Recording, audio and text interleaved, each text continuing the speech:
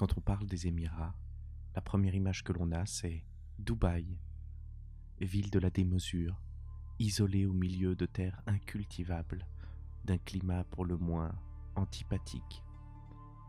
Cette cité est un mirage au milieu du désert, avec ses tours vertigineuses, son mall gigantesque, ses pistes de ski d'intérieur. Ce n'est pas pour rien qu'on l'appelle le Las Vegas oriental. Pourtant, il doit bien exister un Dubaï historique. Non loin de la superficialité de son cœur économique se cache le poumon de cette cité, le souk.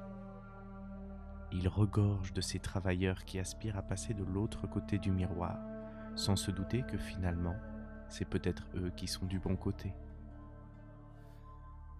Difficile pour moi d'avoir envie de retourner dans ma tour d'ivoire. Je vais plutôt continuer ma route, m'éloigner du centre, voir s'il y a une vraie vie. Mais où chercher la vraie vie dans un pays recouvert à plus de 85% de sable? Vers le nord, rien. Quelques rares habitations abandonnées, des dunes à perte de vue, le temps pour moi de faire une petite photo pour les réseaux sociaux. Il est midi, je ne pouvais pas plus mal choisir mon moment. 15 minutes sous le soleil et je frôle déjà le malaise. Qu'est-ce qu'on ferait pas pour quelques likes? Les routes restent étrangement immaculées, à croire qu'elles sont traitées contre le sable. Ils en seraient capables. Le désert est un lieu surprenant.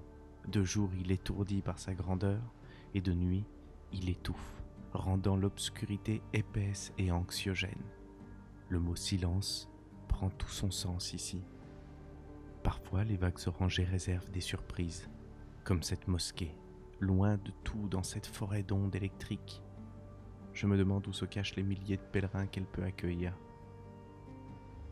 J'atteins enfin les montagnes du Nord, seule barrière à l'expansion sans fin de ce désert. Combien de temps tiendra-t-elle?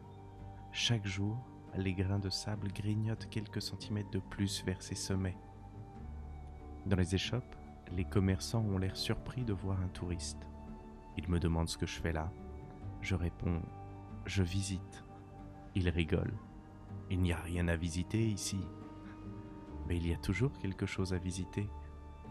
Ils m'offrent un gros paquet de gâteaux pour me remercier de le faire rire et me souhaitent bon voyage. À mon retour, je ne suis pas plus avancé sur l'histoire de ce pays, mais je crois que j'ai eu la chance d'apercevoir et de partager avec ceux qui font sa petite histoire. Et c'est déjà un bon début. Clic.